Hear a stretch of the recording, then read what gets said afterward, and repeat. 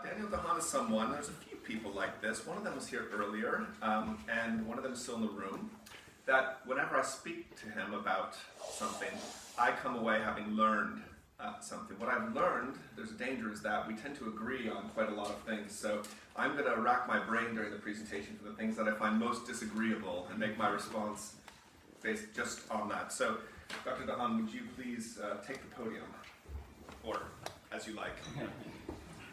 Thank you so much, William and Jonathan and John for organizing, and there are other people I think who've organized as well, and thanks for the kind invitation. This probably is a bit of a talk that's maybe shifting gears in the way that John referred to, but I think we'll have some points of overlap with others. And that's a pretty tall order to require that everyone learn something. So I'll do my best. No, I just need to learn something. Oh, fair enough. Okay. In that case, That's my duty. just the normal. solve my abstract will solve that problem. All right, so let me get started to make sure I get it within time. So my title of my talk is Why Middle-Sized Causal Powers Matter for Scientific Experiments. And I'm going to disappoint the people who disagree with me by not getting into the detailed arguments that I would need to get into to defend the view. So it's more of a rival image, and hopefully we can get into discussion and over drinks even better arguments and exchange on those issues. The discoveries and purported theoretical implications of scientific experiments range over phenomena that are infinitesimal to middle-sized to those gigantic, galactic, and even cosmic events. The gravity of much theorizing, however, has tended to amass in assigning fundamentality to the extremes of this picture while demurring the reality of middle-sized objects like us. And in this talk, I want to give us some grounds for holding our scientific image of humans and the world cannot be so radically incompatible with the manifest image of humans in the world that we start with and that we still live and breathe within. This manifest image of the world, even as it's enriched by scientific images, as I understand it, requires the fundamentality of middle-sized objects like us. I want to illustrate why we could not discover the existence and causal powers of the smallest or the largest of objects or phenomena without the ontologically irreducible middle-sized causal powers possessed by humans, who, as scientists, fabricate middle-sized technological artifices which they employ in their experiments. If these humans or their lasers, reactors, particle colliders, or interferometers didn't have any of the fundamental middle-sized causal powers, then they could not conduct the controlled experiments, leading to theoretical results concerning the existence and causal powers of either microphysical or cosmic phenomena. And I'll focus on the medium-sized powers of human scientists, indispensable, I believe, for performing scientific experiments.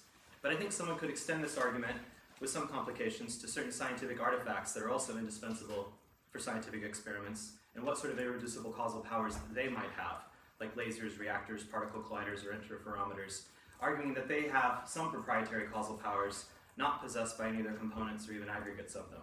But I won't try to make that case here. So first, a few quick assumptions. So one is working out of the framework of a kind of sparse ontology, and part of the way that we prune that ontology is through the use of like an Eleatic principle or something like that, that the kind of things that exist are the things that have causal differences, make causal differences in the world. Second, one could buy into some sort of like Cartwrightian-informed ontological naturalism, a kind of ontological naturalism committed at least to the existence of whatever is required to achieve effective and true scientific inquiries. And so many ontological naturalists following Quine maintain that our ontology must recognize the existence of what is disclosed and required by our best scientific theories, but we can expand this in a Cartwrightian sort of way by drawing attention to the things she talks about with nomological machines and what's required actually to set up a scientific experiment. And so our best empirical descriptions and explanations also require the existence of entities that are needed to make our best empirical methods and techniques effective. So we should extend the Eleatic principle to those things as well.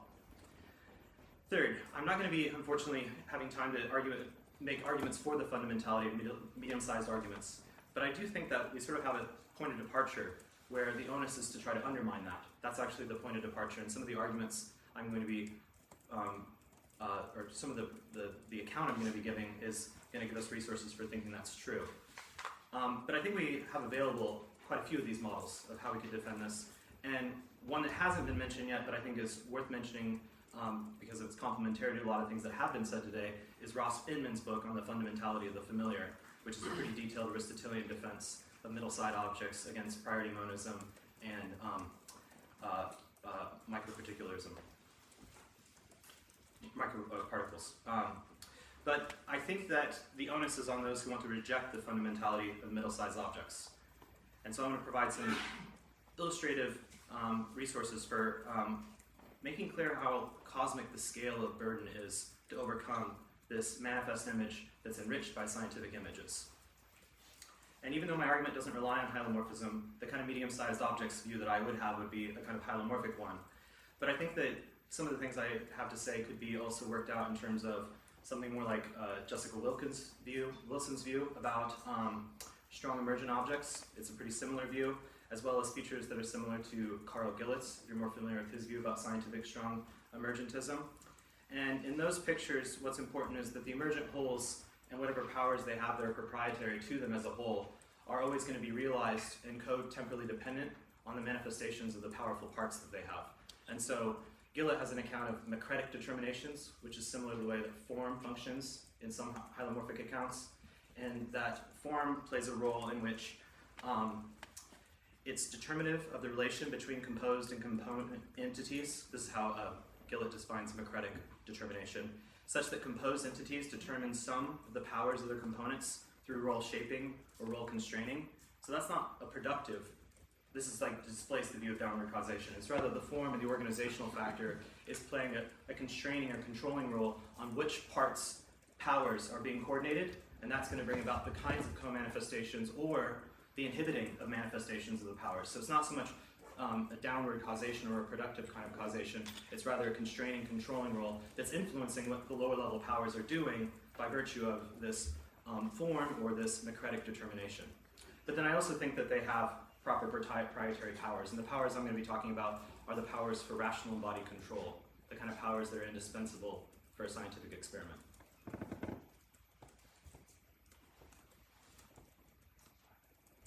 So what's necessary for performing scientific experiments? Here's what I'm going to provide as a kind of manifest image of what's required. And I think that I'm coming out of a conflicting tradition of philosophical inquiry, a more Aristotelian account, and it's going to be at odds with sort of the point of departure of much philosophy of mind as a rival tradition of inquiry, and a lot of analytic metaphysics.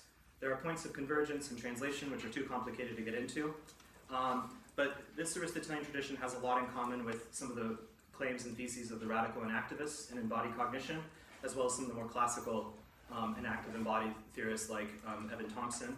It has quite a bit in common if you're familiar with Thompson's most recent monograph on the blind spot, why science cannot ignore human experience. So these are at least allies to the kind of project that I'm envisioning.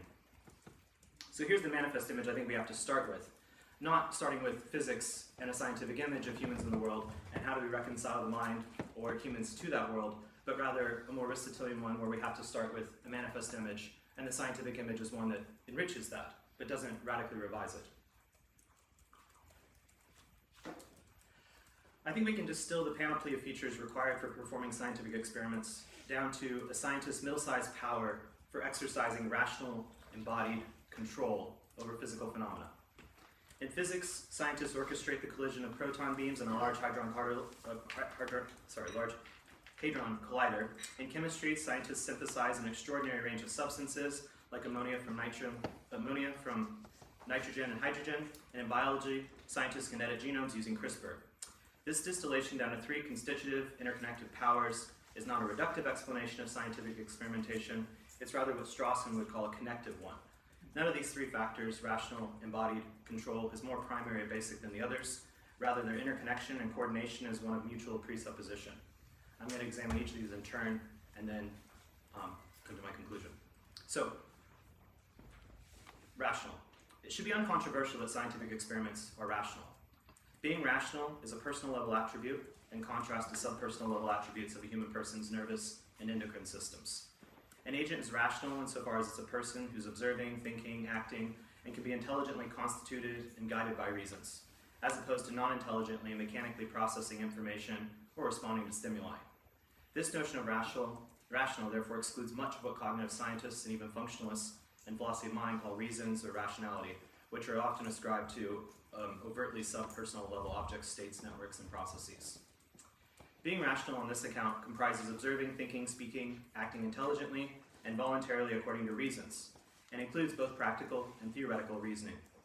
Understood reasons can intelligently govern and guide what one is thinking and what one's doing as a medium-sized rational agent. To exercise practical reason is to perform actions intentionally, and one does so voluntarily or will with respect to the commencement and or the continuation and or the cessation of some overtly observable or unobservable psychological behavior, like calibrating a laser or performing calculations in one's head. Human actions are intentional because they actually realize and embody one's practical reasons or intentions for acting as one does. The embodied psychological behaviors of scientists are not mere reflexes or instinctual responses, for then their behaviors would be non-rational. Similarly, the embodied psychological behaviors of scientists engaged in scientific practices are not instances of faking or incompetently calibrating a laser for an experiment, for then their behaviors would be irrational. That is to say, they would be acting against the norms of rationality for truthfulness, integrity, the development or the deployment of scientific competencies in intelligent, intentional, and the voluntary calibration of a laser for an experiment. Now, human actions are voluntary insofar as scientists perform their experiments at will. That is, they have a two-way ability to perform an experiment phi or not to perform an experiment phi. And this, of course, drastically underdescribes how much more complex the performance of an experiment is. For it omits the social collaboration involved in most scientific experiments, which rely on the coordination of multiple scientists intentionally and voluntarily performing a scientific experiment by working together. Scientific experiments require many medium-sized scientists cooperating and exercising their powers for rational embodied control together. This brief account also obscures how, within such complex ongoing activities, as collaboratively performing an experiment together, a team of scientists is comprised of individual scientists who must intentionally and voluntarily deliberate together about how to enact what they will phi, whether they will phi, when they will phi, where they will phi, how they will phi, and why they will phi in this way at that time rather than phi in this way and at that time. So they have to have considerable rational control in collaboration about the ways in which they exercise their powers for embodied control in order to conduct rationally controlled scientific experiments. It would not be difficult to explicate in more detail and with greater depth beyond this surface level survio the myriad ways rationality is constitutive of performing scientific experiments, including experimental intelligence required to identify and overcome contravening and confounding factors to achieve the kind of nomological machines that Nancy Cartwright has in mind. And we can find a litany of such examples in the display in the methods and critical discussions of scientific studies. Embodiment. In order to give some focus to the wide-ranging issues of middle-sized embodied agency, I shall enter into its significance by fleshing out some of the more salient connections with respect to rationality. We can start with the fact that human rationality is the embodied rationality of social animals. In here, we find narratives containing stories of many kinds of middle-sized biological, psychological, and social causal transformations and interactions. Humans are allotricial mammals who are unable to exercise their rational capacities for intentional and voluntary action for many years after birth. They don't start off with the abilities that I just described. It takes a considerable time for them to gain them. Humans only learn how to exercise these capacities in virtue of the social scaffolding that nurtures, cares for, and educates humans into becoming the medium-sized animals who can exercise their medium-sized rational capacities for linguistic, practical, and theoretical interactions with other animals. But even this enabling and later engaging in embodied rational activities presupposes the rational transformation of their many embodied capacities that we share with other animals, such as capacities for enactive perception, motivation, emotion, associative and social mimetic learning, and the palpably embodied haptic abilities for manipulating physical phenomena. For example, engaging in scientific observation and experimentation requires rationally transforming one's perceptual capacities to achieve sufficient observational acuity to select and discriminate intelligently among what's relevant versus what's irrelevant within various kinds of observable data.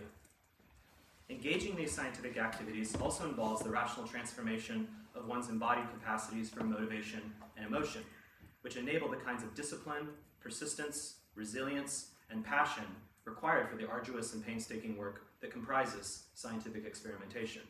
So there are a lot of medium-sized powered transformations of our own medium-sized powers that are required for engaging in scientific experiments. Experimental work is, after all, full of long, grueling, and tedious hours of trial and error, accompanied by sometimes seemingly endless dead ends. Furthermore, because humans are rational animals, they neither can exercise their rational capacities ab initio, nor can they immediately rationally transform their embodied capacities for an active perception, motivation, emotion, haptic manipulation that constitute the kind of these embodied rational activities I described. There's in fact a long, drawn-out, socially informed ontogenetic process of enablings and transformations of proto-rational and later rational capacities that's worked out through many phases of human development. And because development is essentially essential to a human embodiment, being socially dependent in myriad ways throughout life is also essential to being embodied rational agents. So we can't even learn how to exercise our medium-sized powers without exercising them by education with other medium-sized rational agents. To become sufficiently educated is to have one's proximate potentialities for becoming a scientist. To become sufficiently educated so as to have one's proximate potentialities for becoming a scientist requires not only that all of our capacities for perception, motion, motivation, language, intelligence have been enabled and cultivated by the right caregivers, it also requires being provided with ecological and social resources that are needed for engendering these basic human ontogenetic transformations. It also requires a vast educational infrastructure populated by competent educators that can prepare developing minds to become potential initiates into scientific experimentation and theorization. But even that is not sufficient, for what's ordinarily required today is a still more advanced educational formation that can transform educated potential scientists into fully initiated and collaborating participants in normal science. And this depends on elaborate social institutions with instructors, mentors, and colleagues all working together. And finally, the growing number of scientific experimental mega projects like NASA, the Human Genome Project, CERN, the LEGO Virgo, also depend on extraordinary international political and economic resources and cooperations, and the institutions and populations that make them possible, in addition to the publicly and privately funded universities and other research institutions we ordinarily identify with normal science and its research. In short, the essential embodiment of human persons is manifested in human beings developing independent rational animals. And scientific practices, including experimentation, are constituted by their own distinct forms of embodied human development and social dependencies. And once again, these personal level developmental factors from the manifest image of middle-sized humans are indispensable to scientific practices. I think you have to tell a really powerful error theory to sort of discount the role that these are being played. And this is the manifest image that we come out of. And so I think it's a burden of everyone to sort of, if wants to give a radical dismissal of this account, has to give such a kind of an error theory and rival account of this manifest image that we start from. Embodiment also sets in relief the constitutive nexus wherein rationality and control are intertwined. For we exercise rational control both over our own inactive perceptions, emotions, desires, and beliefs, and also our own bodies and other bodies.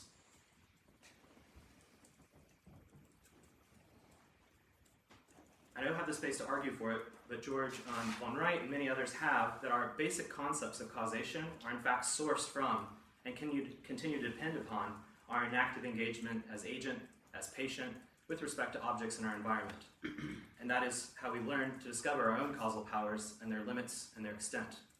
Our inactive embodied control is the source of our elementary experiences of causal interactions, including the discovery of these limits and extent of these powers. But our ability to become rational agents also relies upon other middle-sized social animals and their powers to raise, care, and educate us. And finally then, it seems that our conceptions of causation, our rational concepts of entity, along with principles like the Eleatic principle, they're discovered and bound up with the exercising of these developmental account of middle-sized powers for rational embodied control. So our very concepts of causation are constituted through this learning process, and it's very hard to disentangle them from that. All right, control. The myriad illustrations of humans exercising rational embodied control over physical phenomena are endless. And I'm just going to limit by focusing on how rational embodiment pertains to control within scientific experiments. Roughly, rational embodied control consists in the ability to make difference with respect to the inception or continuation or the cessation of directed and purposeful movements or changes of one's own body and of surrounding bodies in the ways one intends to make a difference with respect to them and their capacities that they afford for movement and change. Adult humans can ordinarily control whether and how they walk across a room insofar as they intentionally initiate, continue, and terminate taking steps across the room. But if one's leg has been anesthetized or one suffers from tendinitis or vertigo or other disabilities, it can be difficult or impossible to commence walking across a room. Some events we either do not or cannot initiate, but we can nevertheless control either an ongoing flow or an outcome by modulating the influences of various factors. For instance, when we try to inhibit a sneeze or reduce a fever by taking paracetamol, shut off the mains of feeding a burst pipe, divert floodwaters with sandbags, or steer a kayak out of a fierce river current. Human bodily movements are characteristically, though not always, rationally guided, purposeful, controlled bodily movements, in contrast to mere mechanical or purposeless, which is not to say directionless, bodily movements. Rationally directed and controlled hand movements, among other haptic movements, are manifested in the complex, ordered, and purposeful activities that comprise making a fire, a loaf of bread, buttering toast with a knife, replacing a transmission, calibrating a laser, surgically installing an optogenetic optical fiber within the medial inthrorhinal cortex of a rodent, manufacturing and installing the quadruple pendulum system supported by an active seismic isolation platform of the mirrors within the LIGO laser interferometer gravitational wave observatory interferometers, whether in Washington or in Louisiana. Clearly, performing a scientific experiment falls in this enormous list of embodied forms of rationally controlled engagements we have with the world. And without the discoveries made possible by these scientific experiments, humans would be oblivious to the hidden properties of nature. As Ram Hare writes, and this is a quote, "The Umwelt is that region of the world which is available to species by virtue of their capacities to register and explore it. The human Umwelt is bounded at any moment by the human capacities for perception and the instruments currently available to them. The ontology of the Umwelt was greatly illuminated by Niels Bohr. He realized that human beings could ascribe only dispositions to the world behind appearances. He also realized that those dispositions were defined by the available experimental equipment. They are, in the last analysis, Gibsonian affordances, not occurrent properties. There is indeed a world behind the observable, but it's an Umwelt, and its properties for the human species are the affordances it has, made humanly discernible through scientific experimental apparatus." A scientific experimenter attempts to exercise causal control over every known relevant factor that can be controlled, while also mitigating or intelligently identifying and accounting for all the factors which cannot be controlled or eliminated.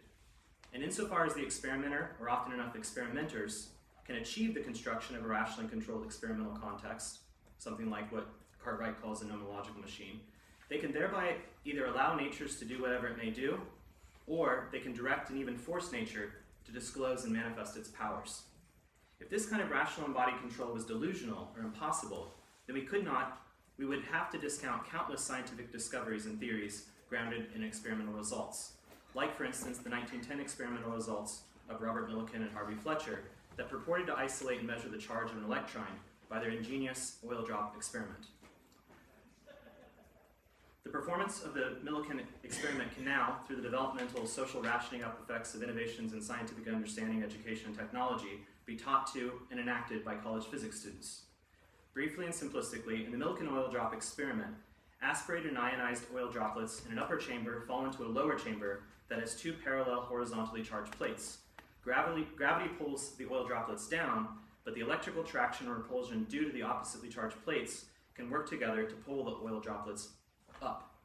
By turning off and on the potential difference between the charged plates, Millikan in 1910 could, and college students repeating and reenacting the experiment today can, manipulate the movements of the charged oil droplets either to fall slowly under gravity resisted by drag or to move upwards, the additional contribution of electrical force from the charged plates.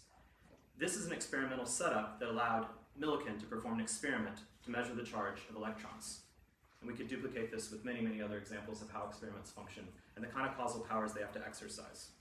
So let me conclude with not so much arguments as provocations.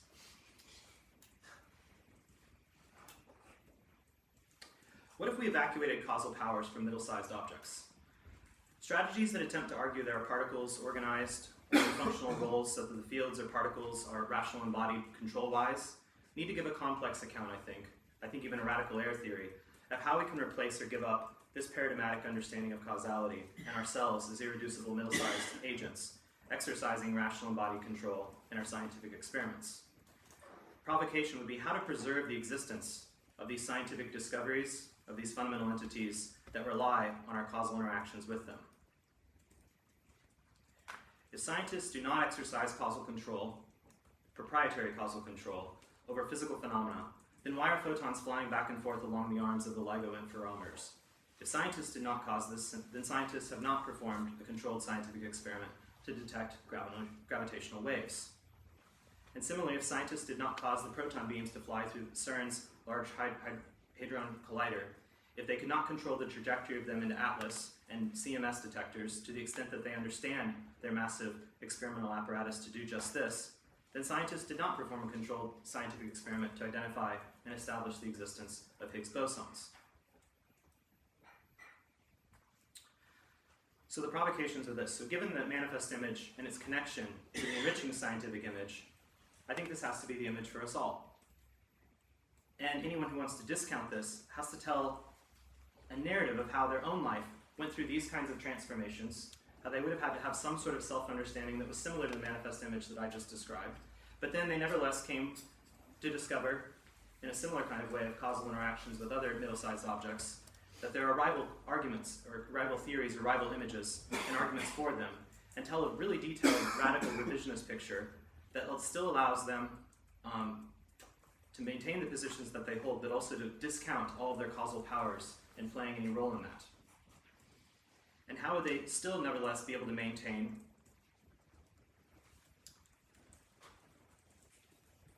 the evacuation of our own causal efficacy as middle-sized objects, and evacuate those causal powers that are needed for discovering and establishing the existence of the causal properties and powers of cosmic or microphysical events, and that we can still maintain that these things do exist.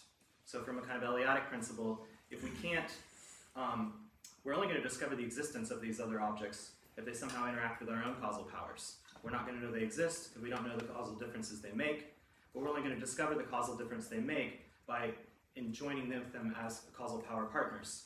And so we're going to have to be able to exercise our own causal powers and coordinated manifestations with these particles in order to discover their existence. So without our own middle-sized causal powers, we're not going to be able to perform the kind of experiments that allow us to discover their causal powers, let alone their very existence. So those are the provocations, and thank you very much for your time.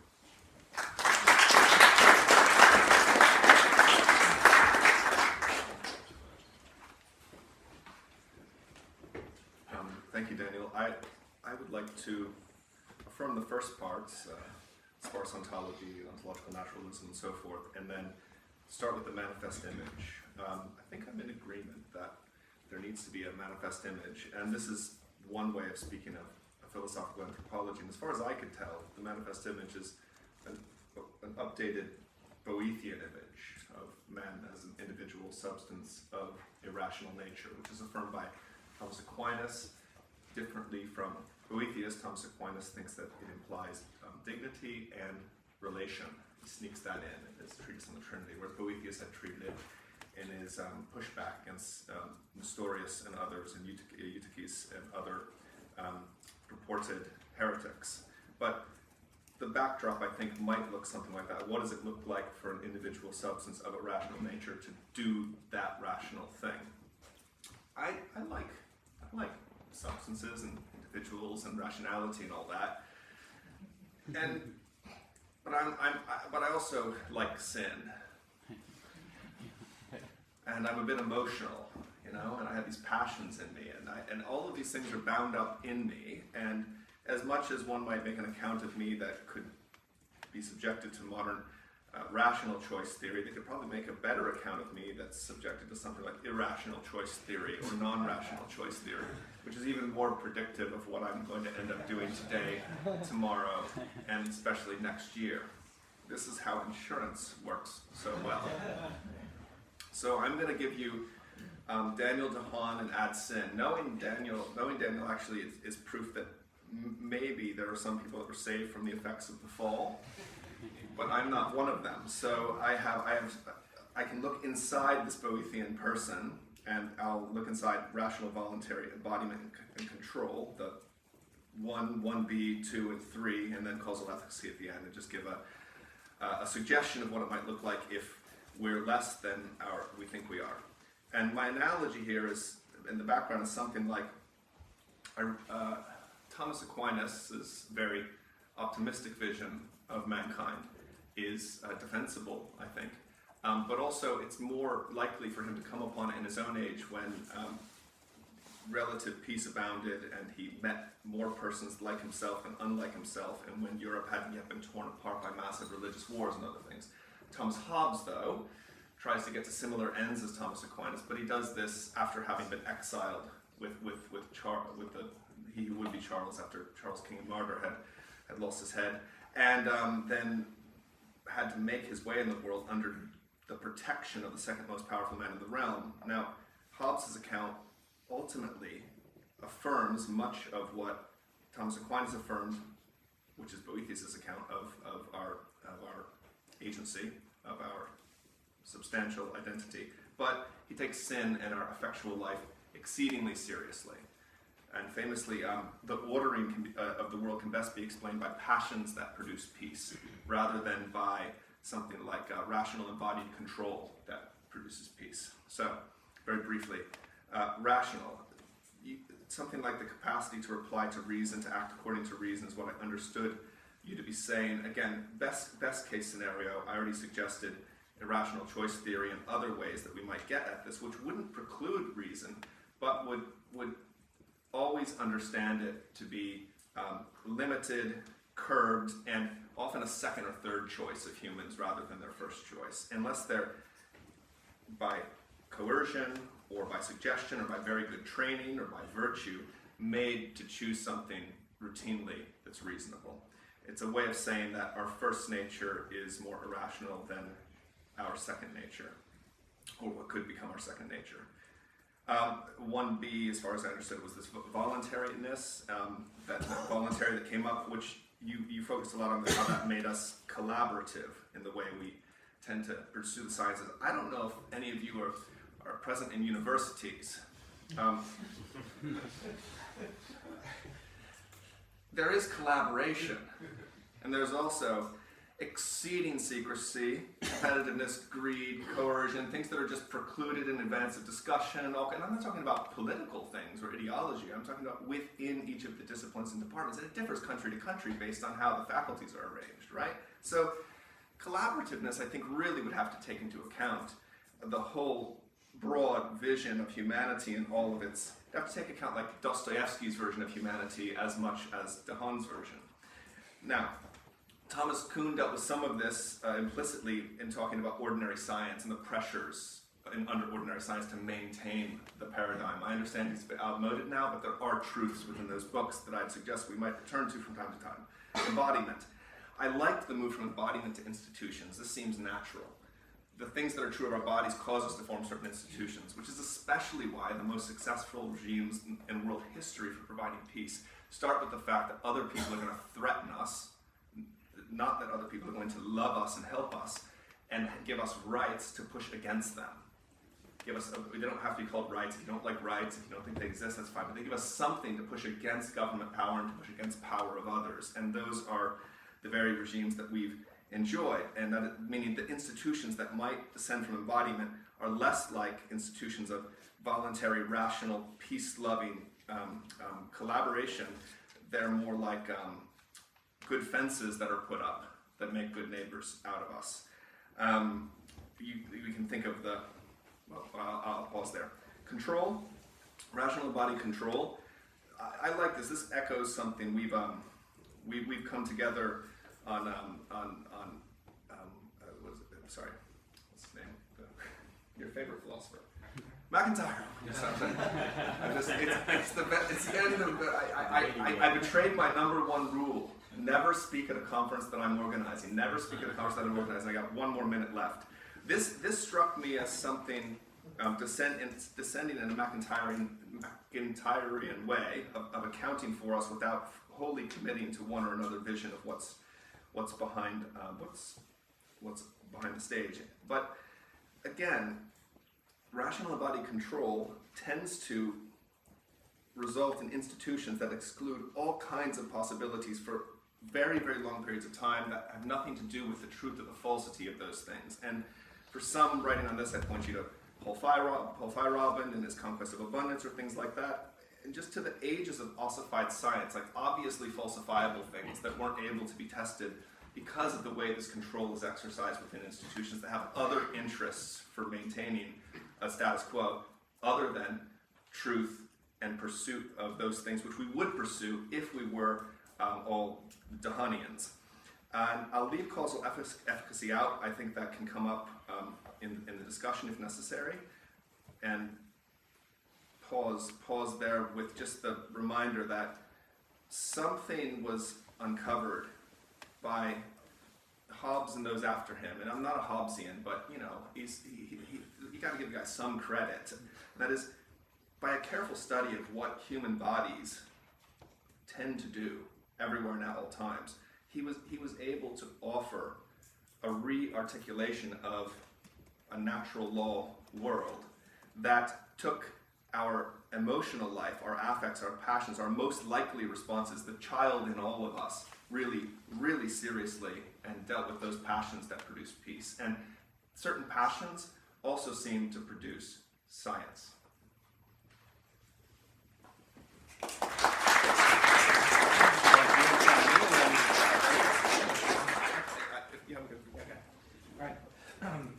So this was obviously a very incomplete picture, and so I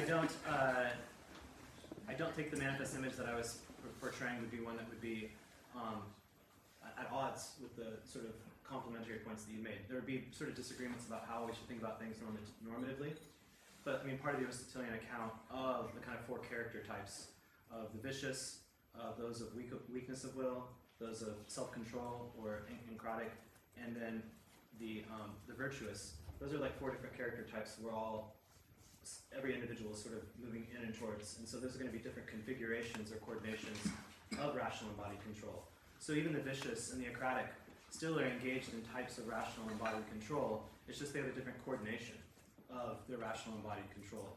Their passions or things like that are rather in the driver's seat rather than reason and having conformed or harmonized their passions with their rationality. So that's going to be part of like Aristotle's normative picture about the kind of different developmental ways in which people come to exhibit. And so I don't think I disagree with any of those things. That's quite very much a true feature about human beings. The point about corruption and institutions, I mean, this is definitely a very McIntyrean point, as well as how institutions become corrupted by pursuing external goods. But part of the critical spirit of rationality is the way that it can eventually come to identify and recognize those corruptions and overcome them. So you might even take the replication crisis in the social and psychological sciences. There was a pursuit of external goods for an extended period of time rather than the internal goods. Publishing got out of hand. P-hacking was occurring too much. There was a prestige in certain kind of publishing of positive results. None of the negative results were being published.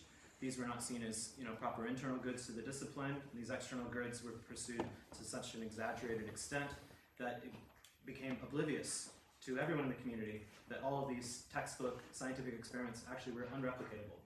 And so it was not less rationality, but more rationality, more critical scrutiny, and sort of self-correcting feature of the scientific practice that actually led to the critical recognition of this replication crisis, and then also attempts to return to the internal goods of what would be good scientific practice, good normal science, and how can we try to replicate these experiments, and how can we go back and look at all these experiments and make sure that they are actually replicatable. So there's much more to be said about that. But I think the causal efficacy, all of this was meant to be just trying to give weight to a manifest image that the way in which we discover causation is through our own exercise of causal efficacy in the kind of ways I described as rational and body control. And that causal efficacy extends into our scientific experiments. And then as I rushed through at the end, the key point was there that we only discover the existence of these fundamental microparticles that someone make more fundamental than us, have all the causal power, not us, that we only come to ever discover them because we exercise the causal powers we do, and that we couldn't discover their causal powers independently from our exercise of our own causal powers in our scientific experiments.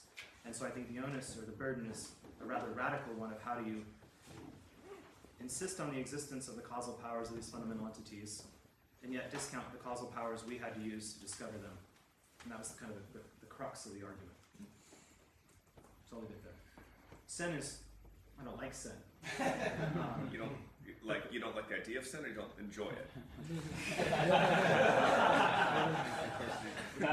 You painted a picture of me earlier that suggested one thing. So it's a part of the picture. Yeah, just not part of this picture. Yeah. Let's open it up to the floor. How much time do we have now for Q&A? When are we meant to move? 15 minutes. So let's have just a discussion for about 15 minutes. We were about 5 minutes behind. Yeah, go ahead, Alec, and then Vera. Yeah. So thank you. So I was wondering. So You stand. yeah. So I was thinking about bringing this back into conversation as O'Connor's talked earlier. I was wondering whether you had any thoughts about whether these arguments could they be localized just to human or animal consciousness and rational procedures, or do you think there's a similarly powerful argument in the offing for the ineliminability of the medium-sized causal powers of inanimate objects as well? Yeah, so I think I'd have to know quite a bit more, and you'd have to tell a pretty complicated story about, like, you might mean a lot of things by that, but I was thinking of the scientific artifacts, and so, like, what kind of irreducible powers does a reactor have to have, or what sort of irreducible powers does a collider have to have? I think you'd have to tell a much more complicated story about probably bits and parts of some of those apparatus, and some of them might be irreducible in their causal powers, and some of them would not be, and whether or not they become like properly irreducible entities that are the bearers of these irreducible causal powers, or if you could just have them have irreducible causal powers that couldn't be exhibited by any of their parts or any of the parts in aggregate. I think that's a story that I don't think I'm competent to tell, but two, I'd be open and interested in hearing someone try to tell a story of that kind. But then, as far as other kind of medium-sized objects go, it would be a different kind of causal story for why you thought like gold had proprietary causal powers over the subatomic particles that it's made out of. But that's not going to be because gold performs scientific experiments. Because gold makes me feel so good. You and the hand cycles. Vera, do you want to jump in? Okay, thank you so much. So this is very interesting. And so I'm a little bit puzzled by the ontological conclusions that you seem to draw from this argument. So I think even hardcore reductionists could agree that science has middle-sized objects that causally interact with other middle-sized objects when carrying out experiments. But the reductionists would just say, yeah, okay, so there are those putative higher-level causal interactions, but eventually they can be reduced to lower-level causal interactions. And I was just wondering what you would have to say about that. Yeah, so a couple of things. One is I don't think there are psychological laws, which is going to deprive some of the higher level things that the reductionist is going to try to use by bridging principles to reduce to the lower level. I think that some of the psychophysical identity claims are pretty extravagant, and so trying to claim that these higher level powers are identical to the neural powers, which are identical to the biochemical powers, which are identical to the other. So that's part of what a response would be. Part of it is I think there's a kind of holism about rationality, and so what exactly you're trying to grab onto as the types that are going to have physical types that they could be identical to is I think going to be quite difficult.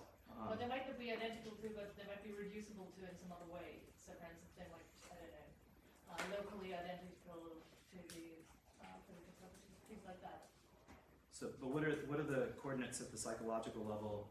Are their laws, or what are the variables of discourse? Well, I would think that there are also psychological laws, so I was wondering where you respect to that. I'm certainly a nomenological anti-reductionist and maybe a nomenological eliminativist.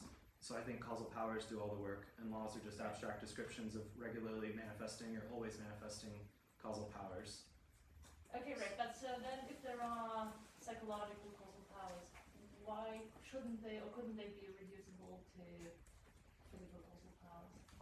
I mean, so I think it doesn't matter whether you talk in terms of laws or in terms of powers. For the purposes of this argument. Yeah, so I mean, I think it's a little bit harder to understand how the identity relations would work for the causal powers account, because I mean, part of it is there's a slight disagreement here about just even these traditions of inquiry and how they approach it. And so some of the moves that you've already presumed are moves within philosophy of mind that from like a rival ontological point of view, those moves don't even make sense. So that's part of the way that they're kind of ruled out. But the alternative approach, the kind of hylomorphic account that I'm going for instead, is the medium-sized objects are composed out of the lower level powers, but the lower level powers, they get their coordinated manifestations by the way the higher level powers are exercised, and they're structuring and organizing the way in which these lower level powers are behaving. But you just don't have the lower level powers doing the sorts of things at all that could be characterized as identical to reasoning. I mean, it's not like these are physical bodies organized rational organization-wise, and that has the kind of causal efficacy that I think that these rational body control has. Okay, right. So you would. I'm sorry. Yeah. Go ahead. No, okay. You're the last hand I saw, so you can just keep going until someone else puts their hand up. All right, well, keep going and then we'll tell you. Okay, sorry. So you would object to something like a Schumacherian subset view of mental causal powers? Yeah. Okay. And so what's precisely the argument? So except from claiming that there are those higher level powers that that the lower, or the combination of the lower level powers couldn't do what the higher level powers do? Well, part of it would be, what's the motivation to think that they should be reduced in the first place? What motivation do I have, other than like, here's this theory, and these people want to have this theory where we have an account that these things are fundamentally identical to these lower level things, and part of the onus is, why should we even begin to think that's the right kind of picture for how we should think about these sorts of things? Okay, so it might be general proximity considerations, so things like that. Yeah, I think that's late stage ontology, not early stage ontology, and so like there's already like systematic disagreements early on, and so like parsimony is a reason for getting rid of who we are and what we are, and engaging and like having motivations, and even having parsimony, playing a rational controlling influence on the way in which I evaluate theories. That seems like not a feature about physical particles in motion, but parsimony is like a proper rational constitutive norm, and it governs the way in which rational organized behavior occurs. So why do I take parsimony seriously? It's not because particles are organized in rational parsimony principle-wise. It's because I take it to be like a governing feature of how I engaged in rational body control and theorize. Alyssa has a little one, and then we'll go here. It's a jump, the 30-second one. I just can't resist just because they're not getting rid of. I'm not a subset, proper subset person, but they're not getting rid of it. They're just trying to understand it. So I just think that's like a really uncharitable characterization of what like Jessica and Cindy Shoemaker were proposing, that they were getting rid of ourselves or not. What we do, they're just trying to understand it in terms of some other theory that's like very powerful and able to explain that.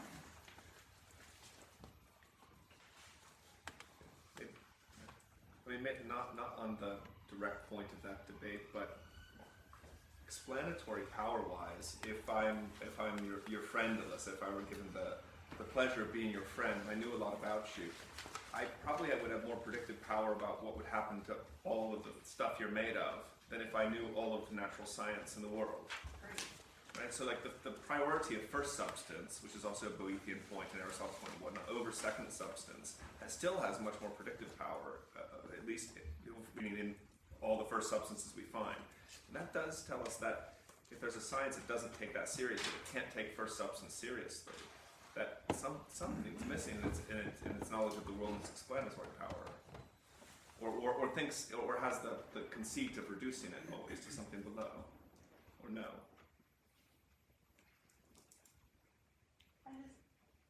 Maybe I just don't know what you mean by not taking it seriously. Okay, do you think the picture, I mean, part of the claim about the not getting rid of is that it does get rid of this manifest image. It says that manifest image isn't correct. It's saying that there aren't irreducible causal powers. This picture that Pharaoh was just talking about is a non-reductive physicalism that says that you have all those powers. It just explains how they're related to physical powers.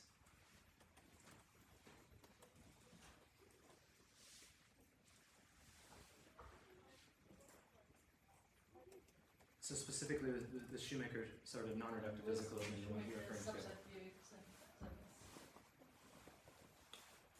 Yeah, I'd have to think a little bit more about the details of that's not a go-to philosopher for me in sort of my background for thinking about non-reductive physicalism. So I perhaps was premature in that, but I think that there's probably going to be still some systematic disagreements that perhaps I'm wrong to describe it as a kind of getting rid of, but yeah, I'll just have to think about that more on that specific example. Typical kinds of non-reductive physicalism, though, like I think Davidson's account is going to miss out on some of the features that I was describing in the manifest image, and that I think a lot of realization functionalists are missing out on a lot of the pictures. But it might not be the case for some of the others. We saw a hand. We saw a hand here. My question's similar to Vera's in that I'm a bit puzzled how you get your ontological claims. And if I understand you correctly, you're saying that the appearance of denizens of the manifest image acting is epistemically prior to those of the scientific image acting. And there is no evidence that the objects of fundamental physics exist without the undoubted appearance of everyday objects like art scientists acting rationally and with mid-sized powers. But what ontological conclusions must I draw from this epistemic priority claim? Are you ultimately advancing a sort of indispensability argument for the existence of mid-sized objects and powers? Yeah, that's right. And so, but I also think like the very origins of the scientific image comes out of this manifest image. That we'll ever begin working out a scientific image because of a kind of finessing and transforming and honing of the way in which we exercise these powers out of our manifest image. And that scientific image can revise as it does and has features of our manifest image.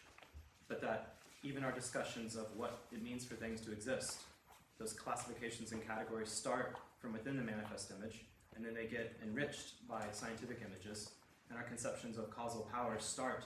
So just even the ontology you describe starts out of a manifest image, and it gets revised and enriched and revised, but not necessarily radically revised, through theoretical inquiry, including metaphysics and scientific inquiry. So I do think that it's not just an epistemic claim, it's actually the source and the very story of how we begin to even think about ontological claims and causal claims. So there were two more hands. Let's have those two, and that was Mark and Ewan. And then if there's time, we'll add more in. Thanks, Daniel. So this is a kind of a related argument, which it just come to mind as we're talking about middle-sized scientists and microphysical particles. Are you familiar with the whole Patricia Churchill and 4 Fs argument? 4 Fs? It's evolution. Oh, yeah, sure, The point yeah. being that because humans have evolved to maximise our ability to kind of do the 4 Fs. Jonathan's love of sin is related to this. So 4 Fs are feeding, flying, fighting, and reproducing. And the others. So because we've evolved in those ways, how can we be confident that we have a rational ability to actually discern or, do experiments, do science on the 4 Fs? So just a similar kind of argument. I'm just wondering how it relates to what you're doing and if there's a similar response. Yeah, so part of it would be a kind of rhetorical argument of even like laying out the scientific evidence for that already presupposes the kind of rational powers that I'm describing. We can only ever discover that's a truth about ourselves in a kind of limiting way. Because if it was as true as you were saying, we actually wouldn't be able to engage in the kind of scientific practices that would show that a large portion of our history, the majority of our history, was a history governed by those factors. But it wouldn't be enough to show that that's the entire picture of us, because if that was the entire picture of us, we wouldn't have been able to truthfully arrive at those evolutionary conclusions. I find the example of the replication crisis interesting. I mean, it took a heck of a long time for this finally to come out, and the damage it's done culturally along the way is evident in this. Every time someone opens his mouth and says studies show, the second half of the sentence is almost always going to be bullshit, right? So like the idea that there's a trustworthiness implicit in these, which has been shown especially in social sciences, but also moving more toward harder sciences to be specious at best, or at least it'll take us a long time to know whether this is the case. The damage is often in the reception of science and its cultural imports and in the trust in this, and it takes so long to undo this, and perhaps more skepticism along the way is what a shorthand for what I was suggesting. Taking those bits of us seriously that tend to manifest in our own hearts most often, and that they might manifest in groups in ways that they're not diminished but increased. You were, and we'll get to it. I've been wondering about the best way to ask this question, and this is my current attempt, which is how much of the argument with reductionism is an argument about the nature of rationality in it, in the sense that it seems part of your charge is a sort of performative self-contradiction charge to anyone who makes a reductionist argument based on the scientific image. But it seems perhaps that the contradiction only comes in if rationality isn't something that can be reduced to procedure, which is where I take it probably that the example of the experiment, which in some sense runs itself.